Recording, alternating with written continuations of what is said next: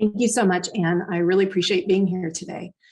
Hi, everyone. My name is Dimple Malhotra, and I'm the judge of County Court at Law 4. It's our domestic violence court.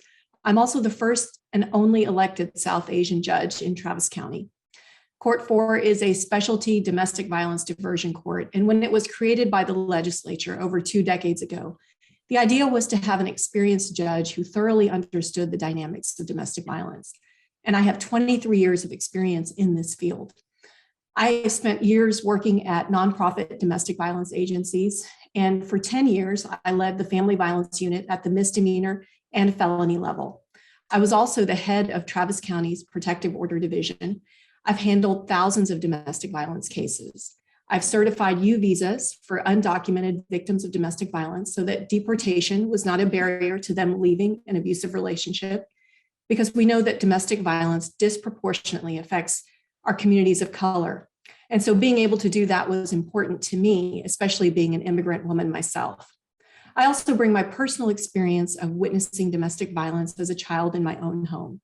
I know firsthand that there are cases like my father's where treatment and rehabilitation are the right resolution so that people can unlearn the unhealthy behaviors that they themselves were exposed to. I also know that there are cases that are very serious that require a higher level of intervention.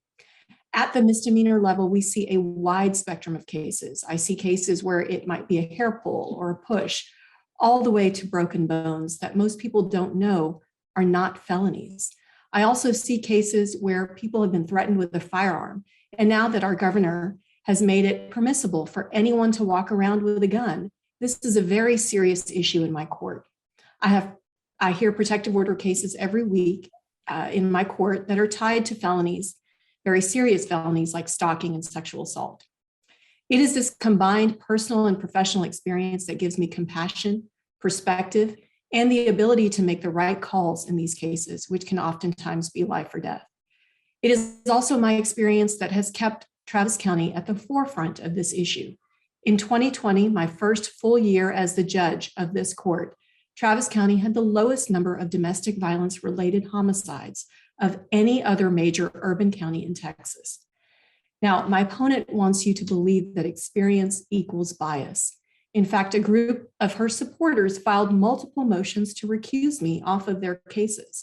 And I'm proud to say that out of the hundreds of protective order cases that I have handled, I've been recused one time by a Republican judge from a different county. Experience does not equal bias. I'm a lifelong Democrat and the only candidate in this race who has not previously voted in a Republican primary.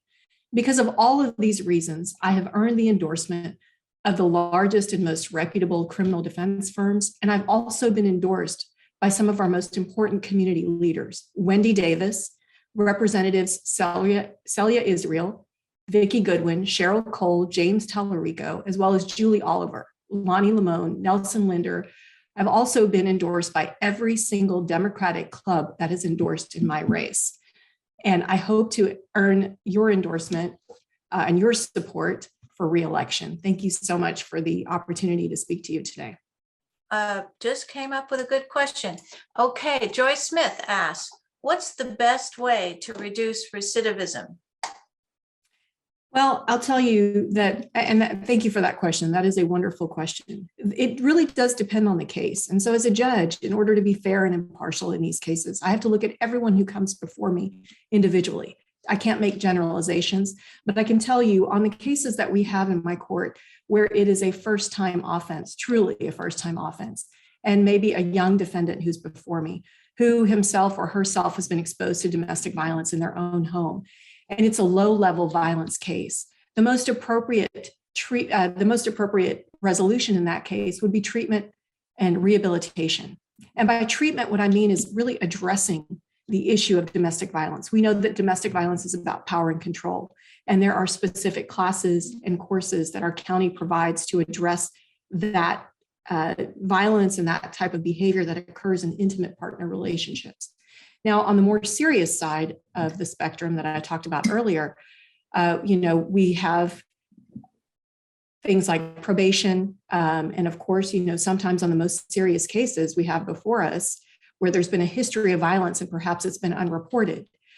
That's when, people are It's a different way to hold someone accountable and to impress upon them that we do take this very seriously. Because one thing that I do as a judge, probably my most important function as the judge of this court, is risk assessment.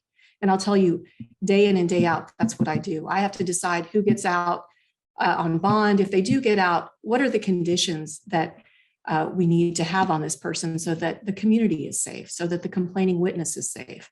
And so those are very important considerations that I have to make daily, but I can't do that without fundamentally understanding the dynamics of these cases.